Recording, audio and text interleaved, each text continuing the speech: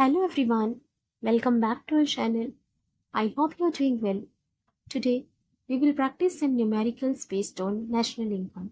आज हम national income पर बेस्ड कुछ न्यूमेरिकल्स की प्रैक्टिस करेंगे। अभी तक हमने income method, value added method, expenditure method को डिटेल में डिस्कस किया है और उन पर बेस्ड स्पेसिफिक न्यूमेरिकल्स की भी हमने प्रैक्टिस की है।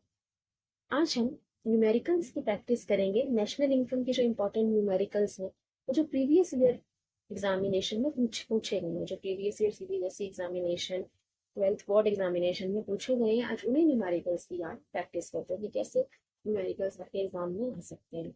So let's start. सबसे पहले हम वैल्यू एडेड मेथड के कुछ फॉर्मूले दोबारा से रिवाइज कर लेते हैं। जीवीएमपी वैल्यू एडेड मेथड से क्या निकालते हैं हम? सबसे पहले वैल्यू ऑफ आउटपुट कैलकुलेट करते हो। वैल्यू ऑफ आउटपुट होता है sale plus change in stock. Sale plus change in stock. Change in stock is closing stock minus opening stock. साल के एंड में तो स्टॉक बचा है, उससे माइनस कर दो जो साल की शुरुआत में ओपनिंग स्टॉक था, तो आपके पास चेंज इन स्टॉक आ जाएगा।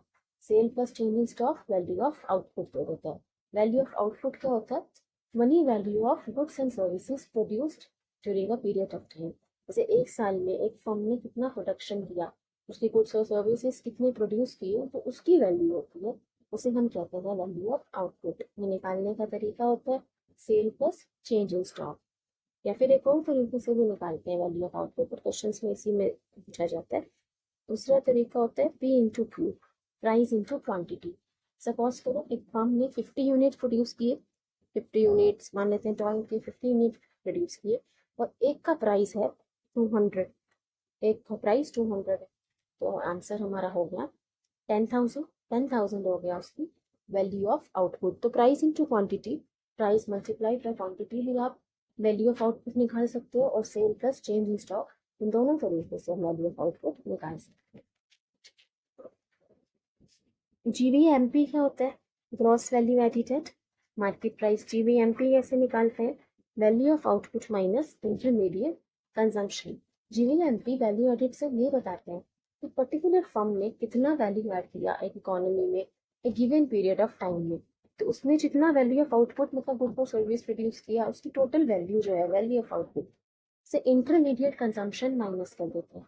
इंटरमीडिएट कंजम्पशन क्या होता है? जैसे purchase of raw material, electricity, जो और चीज़ें रॉ मटेरियल्स, इलेक्ट्रिसिटी, फ्यूल जो कंज्यूम हुआ है उस प्रोडक्शन में, उस आउटपुट को बनाने के लिए जो गुड्स एंड सर्विसेज की वैल्यू है, इसको बनाने के लिए जो उसमें रॉ मटेरियल्स यूज़ हुआ तो उसकी कॉस्ट, इलेक्ट्रिसिटी जो यूज़ हुआ उसकी कॉस्ट माइनस कर देते हैं, ताकि हमें एग्जैक्टली पता चले कि एक फर्म ने कितना वैल्यू एडिड किया है इकोनॉमी में एक पीरियड ऑफ टाइम में। हमने पहले से एक एग्जाम्पल से भी डिस्कस किया था कि एक स्वीट शॉप है, स्वीट शॉप है, मिठाइयों की दुकान है जो स्वीट बेचता है, तो स्वीट की वैल्यू आती है उसकी, मान लेते हैं 500 रुपीज़ उसकी स्वीट की वैल्यू है एक पीरियड ऑफ टाइम में।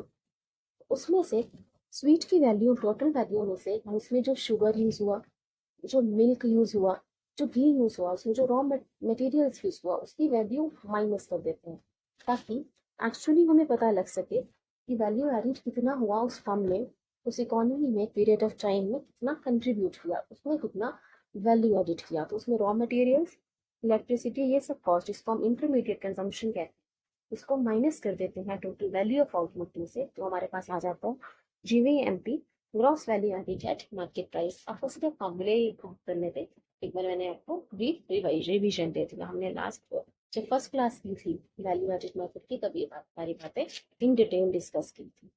चलिए, value of output is goods produced for self consumption. अच्छा, वैल्यू ऑफ आउटपुट में कौन चीज आती है? Goods produced for self consumption. अभी कोई शॉपकीपर है, वो गुड्स प्रोड्यूस कर रहा है, तो अगर वो जैसे स्वीट सेलर, उसी की हम एग्जांपल ले लेते हैं, इसकी स्वीट शॉप है, लेकिन वो कुछ स्वीट अपने सेल्फ कंजम्पशन के लिए, अपने लिए यूज़ करता है, अपनी फैमिली के लिए यूज़ करता है, तो क्या उसको भी वैल्यू ऑफ आउटपुट में इंक्लूड करेंगे? करेंगे। Goods produce for self consumption को भी वैल्यू ऑफ आउटपुट में इंक्लूड किया जाता है, क्योंकि वो प्रोडक्शन तो हो रहा है। Value of output is goods and services produced in an economy during a year. तो एक साल में जितना प्रोडक्शन हुआ गुड्स और सर्विसेज का, उसको आप मेजर कर रहे हो वैल्यू ऑफ आउटपुट में। तो अगर गुड्स सेल्फ कंजम्पशन के लिए भी यूज किए जा रहे हैं, अपने यूज के लिए भी ले रहे हैं, तो प्रोड्यूस तो हुए हैं तभी कोई अपने यूज़ के लिए उसे इस्तेमाल कर रहा है। सेल्फ कंजम्पशन के लिए आप कोई चीज़ प्रोड्यूस कर रहे हो तभी ले सकते हो, तो वैल्यू ऑफ आउटपुट में तो उसको इंक्लूड करते हैं। Goods produce for self consumption को भी वैल्यू ऑफ आउटपुट में इंक्लूड किया जाता है। और इंटरमीडिएट कंजम्पशन में क्या आता है, raw materials, electricity, sometimes fuel को भी इसमें इंक्लूड किया जाता है। ठीक है, बातों का ध्यान रखिएगा। हम क्वेश्चंस प्रैक्टिस करते हैं। Question number 1, calculate NVAFC, net value added at factory cost. NVAFC calculate करना है। गिवन है आपके पास ऑपरेटिंग सरप्लस 37.0 करोड़ में value, increase in unsold stock 600, sales 10625, purchase of raw materials 2625, CFC consumption of fix capital जिसको depreciation भी कहते हैं 500, subsidies 400, indirect taxes 1200। आपको कैलकुलेट करना है NVAFC। तो कैसे निकालेंगे हम इसमें, सबसे पहले हम GVMP कैलकुलेट करते हैं। अभी हमने देखा GVMP कैसे कैलकुलेट करते हो, value of output minus intermediate consumption. तो वैल्यू ऑफ आउटपुट कैसे निकालेंगे, sale plus change in stock. Sale given है हमें 10625, चेंज इन स्टॉक में आपको इंक्रीज इन अनसोल्ड स्टॉक दिया हुआ है, अनसोल्ड स्टॉक में इंक्रीज, तो इसको ऐड कर देंगे 10625 प्लस 600 11125। अच्छा, एक बात का ध्यान रखना, अगर यहाँ पे डिक्रीज इन अनसोल्ड स्टॉक दिया होता, अनसोल्ड स्टॉक में रिडक्शन दिया होता, डिक्रीज दिया होता, तो हम उसको माइनस करते, तो ये 600 हम माइनस में लेते। यहाँ पे इंक्रीज दिया है तो हमने इसको ऐड कर दिया कि अनसोल्ड स्टॉक इंक्रीज हो गया, मतलब क्लोजिंग स्टॉक ओपनिंग स्टॉक से इतना ज़्यादा है। लेकिन अगर डिक्रीज दिया होता मतलब क्लोजिंग स्टॉक ओपनिंग स्टॉक से कम हो जाता तो हम उसको माइनस करते हैं। GVMP आ गया हमारे पास, value of output 11225 minus intermediate consumption. Intermediate consumption में भी हमने देखा था purchase of raw material, electricity, ये चीज़ें आती हैं। परचेज ऑफ रॉ मटेरियल यहाँ दिया हुआ, इंटरमीडिएट कंजम्पशन अलग से तो नहीं दिया, तो इसको माइनस कर देंगे, तो आ जाएगा आपके पास 8600 करोड़ GVAMP। अब आपको चाहिए NVAFC। अब GVMP से NVAFC निकालने के लिए क्या करेंगे, GVMP में डेप्रिसिएशन माइनस करिए, ग्रॉस से जब हम डेप्रिसिएशन माइनस करते हैं तो नेट वैल्यू पे आ जाएंगे। डेप्रिसिएशन CFC माइनस किया, फिर हमें चाहिए फैक्टर कॉस्ट, यहाँ पे मार्केट प्राइस है, GVMP निकाला ना अभी हमने, GVMP मार्केट प्राइस, लेकिन हमें चाहिए फैक्टर कॉस्ट NVFC।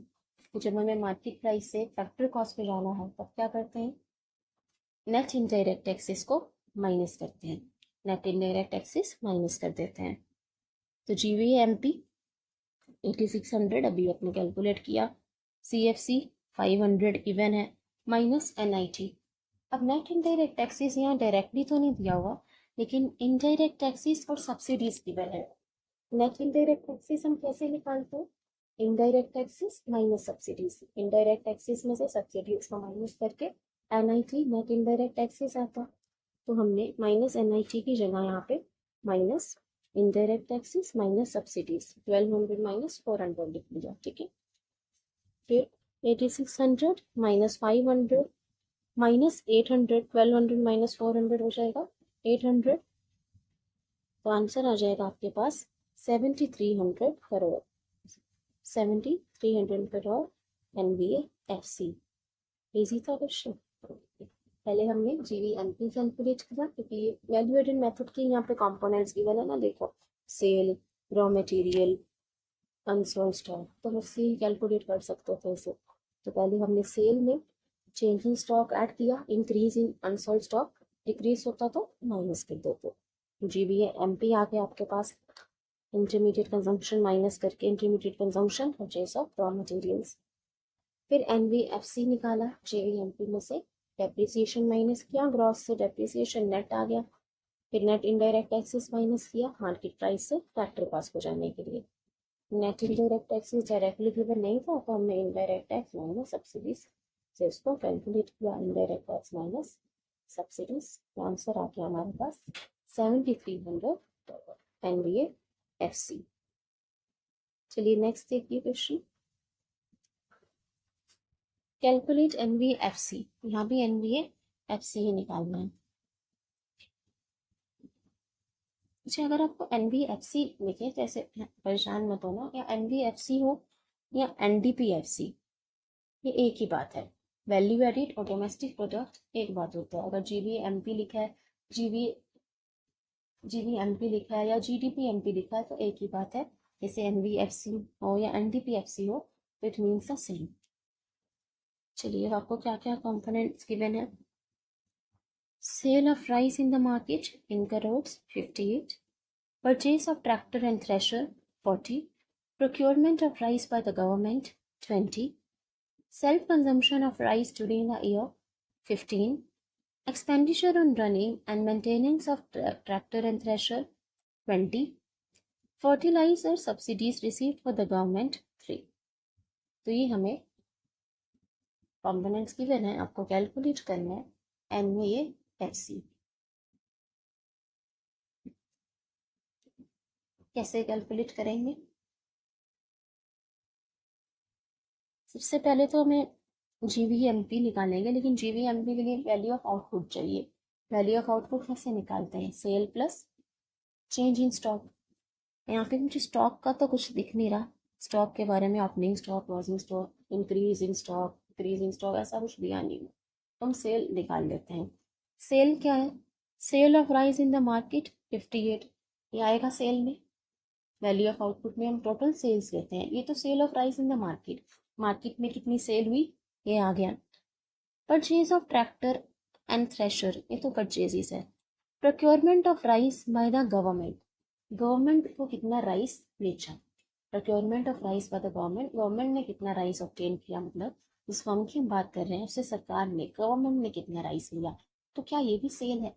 ये तो मार्केट में सेल हुई। जो फर्स्ट है sale of rice in the market, तो उन्होंने मार्केट में कितना सेल किया राइस को 58, लेकिन हमें टोटल सेल चाहिए, इन्होंने पूरी कितनी सेल की।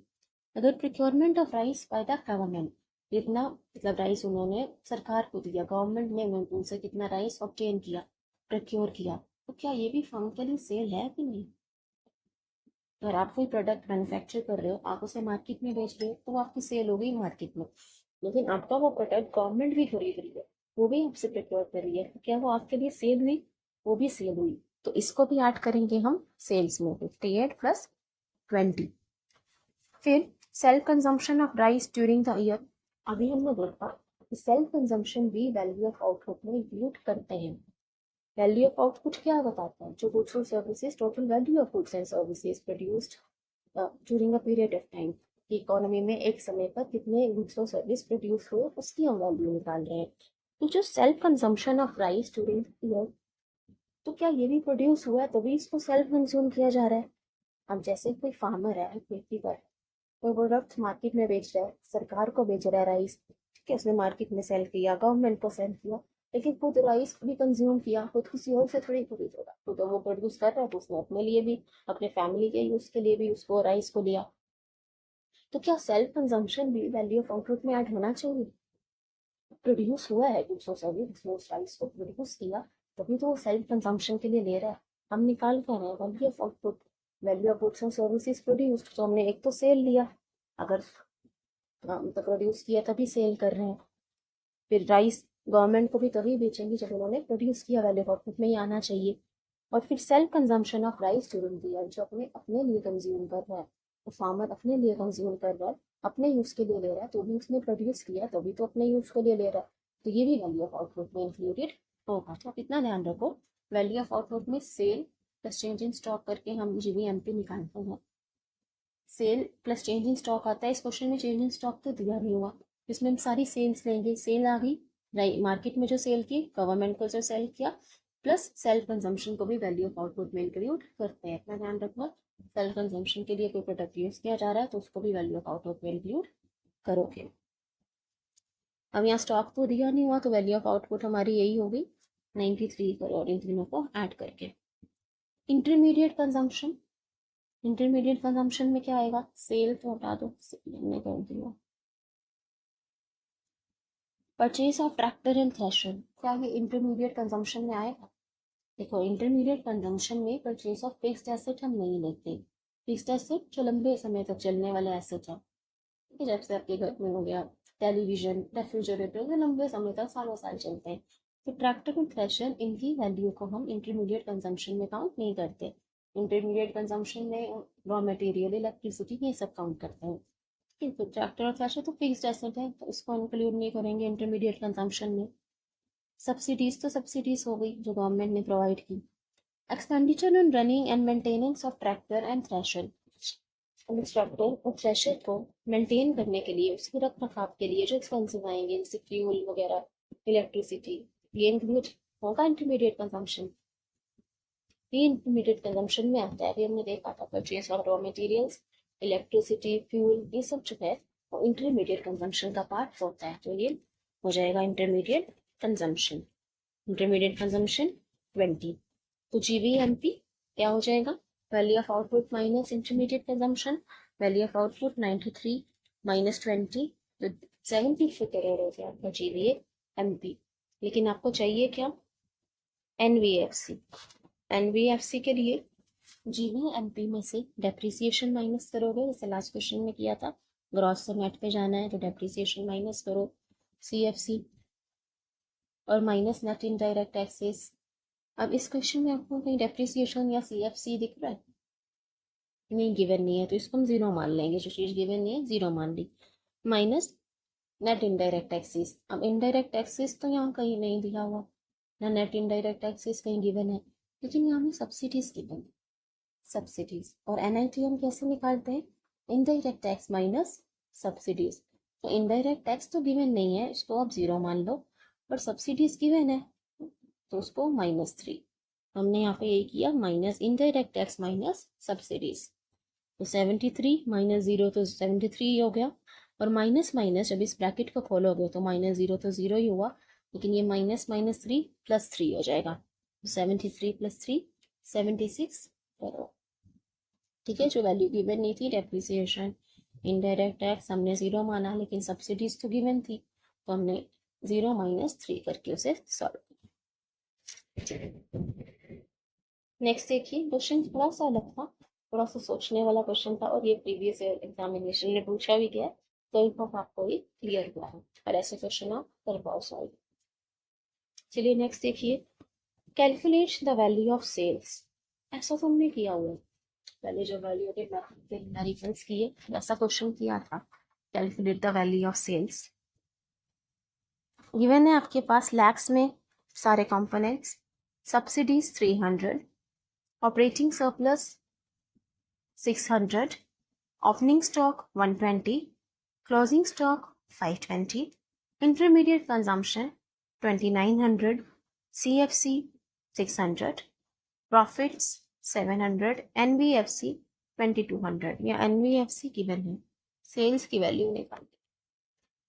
अच्छा, एक और बात ध्यान रखिए, इंटरमीडिएट कंजम्पशन आपको डायरेक्टली गिवन है, तो अगर अलग से दिया होता ना purchase of raw materials, electricity, तो उसको इग्नोर करना, क्योंकि इंटरमीडिएट कंजम्पशन ऑलरेडी गिवन है, तो हमें दोबारा निकालने की जरूरत नहीं है। ठीक है, अब सेल्स की वैल्यू हम कैसे कैलकुलेट करें? एनवीएफसी हमें गिवन है। अच्छा, पहले हम जीवीएमपी निकालें वैल्यू एडेड मेथड से। GVMP is sale plus change in stock minus intermediate consumption। तो सेल्स तो गिवन नहीं है, सेल्स को सेल्स लिख लिया। चेंज इन स्टॉक मतलब closing minus opening stock. Closing stock है 520, ओपनिंग 120, तो 520 माइनस 120 400 हो जाएगा।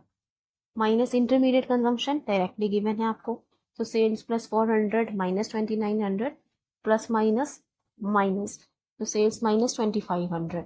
ये हमारी एक इक्वेशन बन गई, GVMP is equal to sales minus 2500। GVMP है सेल्स में से 2500 माइनस कर दो।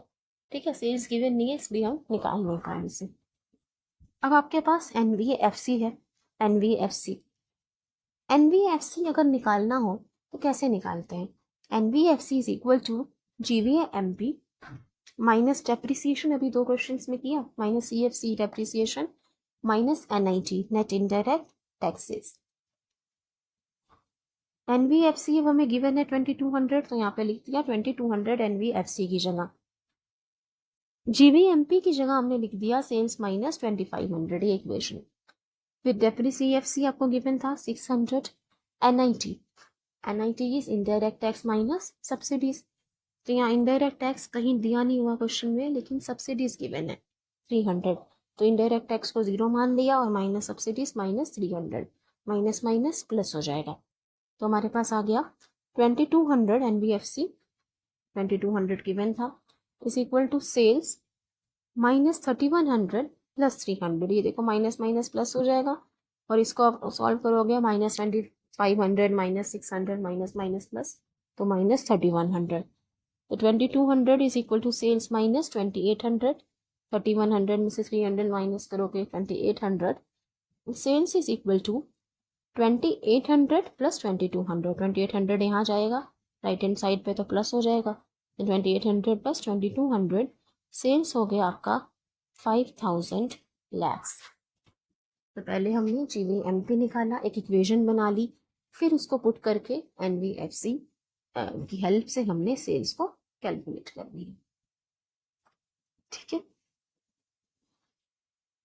हम इसको ऐसे भी लिख सकते थे, यहाँ हमने लिखा NVMPFC is equal to this, ऐसे भी कर सकते थे GVMP is equal to NVFC, फिर ये सब प्लस में हो जाता, plus consumption of fix capital plus NIT, तो ऐसे करके भी उसे किया जा सकता है, दोनों तरीके से इसे सॉल्व कर सकते हैं।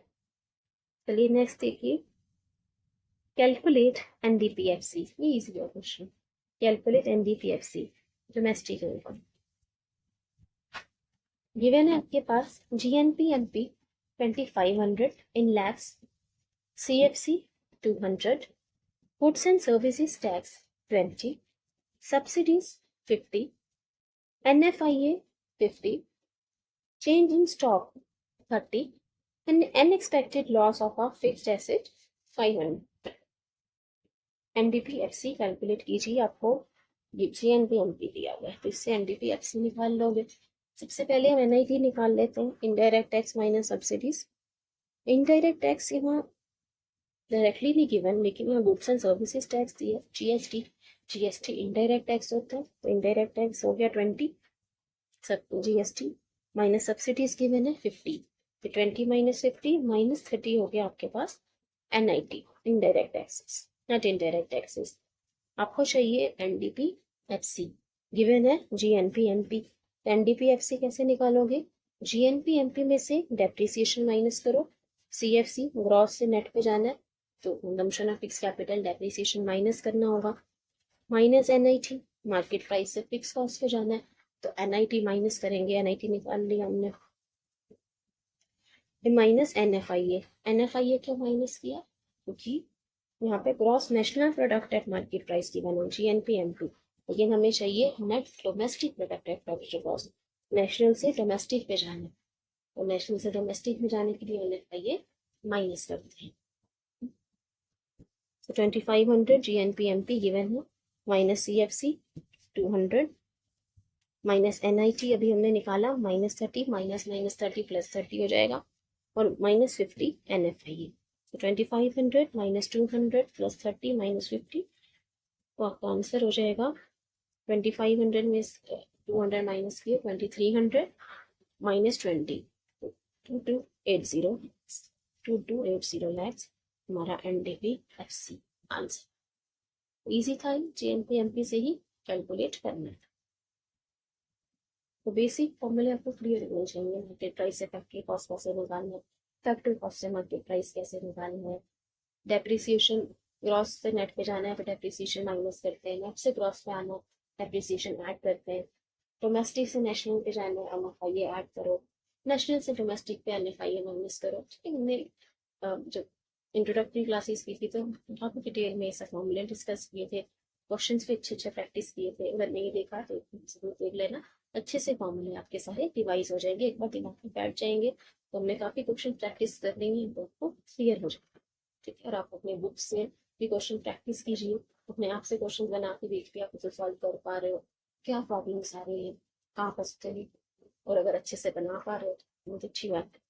चलिए नेक्स्ट क्वेश्चन देखिए, लास्ट क्वेश्चन, ठीक है, थोड़ा सा ट्रिकी है। Suppose there are only 3 firms in a hypothetical economy, तो hypothetical मतलब एक इमेजिनरी, ये कोई रियल लाइफ नहीं है, इमेजिनरी इकोनॉमी है जिसमें 3 फर्म है, मान लेते हैं सिर्फ 3 ही फर्म है, वहाँ पे 3 फर्म है, सिर्फ एक इमेजिनरी इकोनॉमी है, तो ये मत कहना कि सिर्फ 3 फर्म थोड़ी होता है, इमेजिन करना है, ठीक है। ऐसा मान लीजिए 3 फर्म्स हैं, A, B and C. During a given period of time the following transactions were undertaken by them.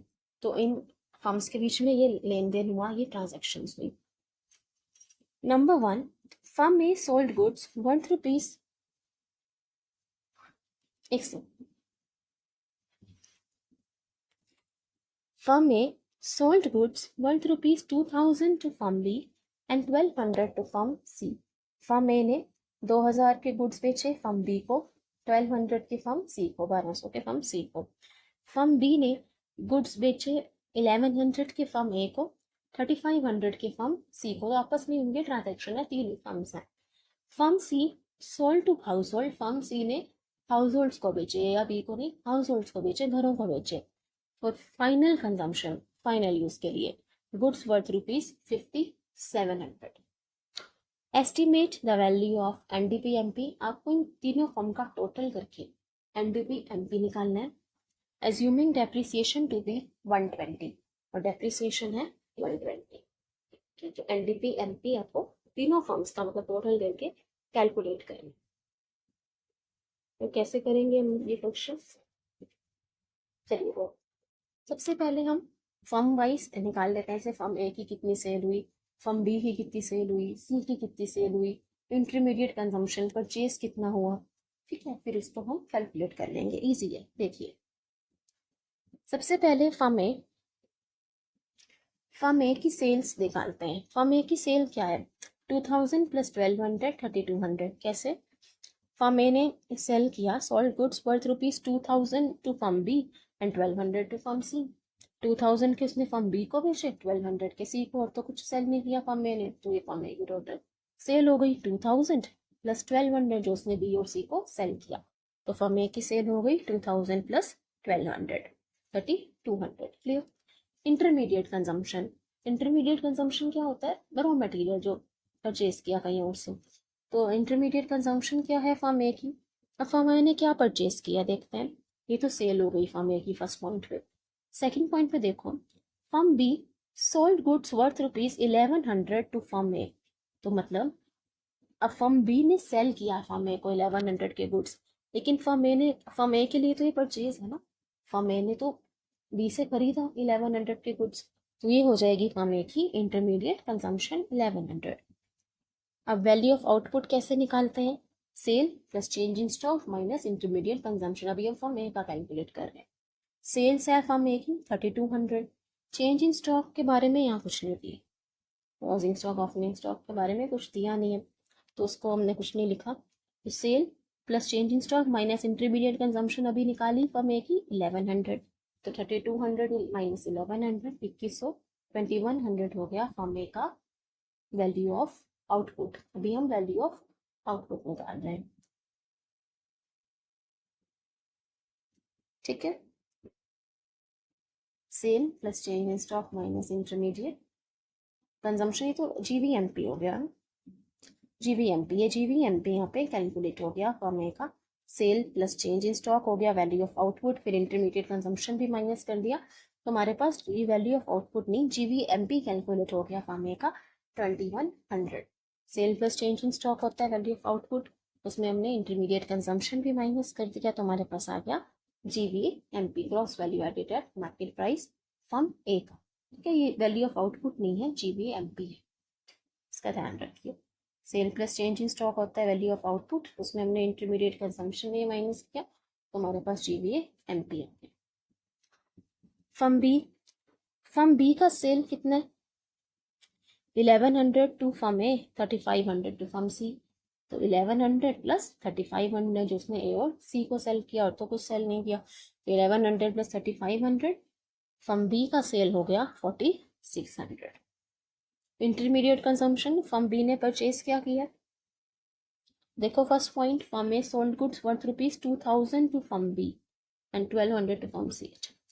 अब फर्म ए ने तो बी को सेल किया, लेकिन बी के लिए तो ये परचेज है, बी ने तो फर्म ए से परचेज किया, अब आपने अपने फ्रेंड को कुछ सेल किया, तो उसके लिए तो वो परचेज है, उसने तो खरीदा। तो फर्म बी के लिए ये परचेज हो गई 2000, तो इंटरमीडिएट कंजम्पशन होगी फर्म बी की 2000।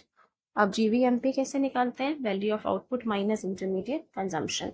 Value of output sales, change in stock यहाँ है नहीं तो 4600 minus intermediate consumption 4600 minus 2000 2600 GVMP आ गया फर्म बी का। ठीक है, अब फर्म सी को देखते हैं। फर्म सी की सेल कितनी है? फर्म सी की सेल डायरेक्टली गिवन है, sold to household for final consumption good 57 sales. Intermediate consumption क्या होगी फर्म सी की? फर्म सी ने परचेज किया कुछ, देखो firm A sold goods worth ₹2000 to B 1200 to C, तो सी की परचेज हो गई ए से। फिर बी का, firm B sold goods worth ₹1100 to A 3500 to C, तो ये दोनों सी के लिए परचेज है जो इसने ए से खरीदा और बी से परचेज किया।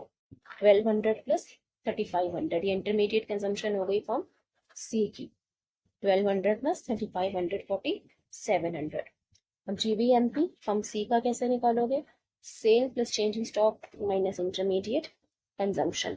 सेल हो गया 5700 माइनस इंटरमीडिएट कंजम्पशन है 4700, 1000 और 1000 हो गया जीवीएमपी फर्म सी का। अब हमने तीनों फर्म का जीवीएमपी कैलकुलेट कर लिया, तो टोटल जीवीएमपी ले लें तीनों फर्म्स का।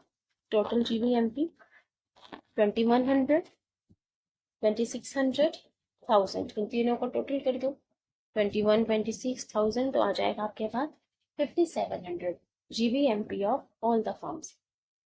ठीक है, ए बी एंड सी। तो टोटल इकोनॉमी में जीवीएमपी हमने इस क्वेश्चन में लिखा है। Excuse me, GVMP is equal to GDP MP. हमने देखा था value added domestic product equal होता है, तो GVMP is equal to GDP MP. और हमें निकालना क्या था क्वेश्चन में? NDP MP, estimate the value of NDP-MP assuming depreciation to be 120। तो आपके पास GDP-MP आ चुका है टोटल तीनों फर्म्स का, उसमें डेप्रिसिएशन टोटल में से ही माइनस करेंगे 120, आ जाएगा हमारे पास 5580 करोड़ GDP NDP-MP की डेप्रिसिएशन हमें टोटल दिया, हमें टोटल वैल्यू में से उसको माइनस करा GDP-MP minus depreciation 5580 crore NDP-P। ये भी आपका प्रीवियस ईयर क्वेश्चन है। ठीक है, बस इसमें एक मिस्टेक है, सॉरी अबाउट दैट। ये जीवीएमपी होगा, ये जीवीएमपी होगा, ये जीवीएमपी, तो टोटल जीवीएमपी है वैल्यू ऑफ आउटपुट में। ठीक है, thank you everybody, thanks for watching. Please like share and subscribe. Video अच्छा लगे तो ज़रूर शेयर करना। Thank you, see you soon.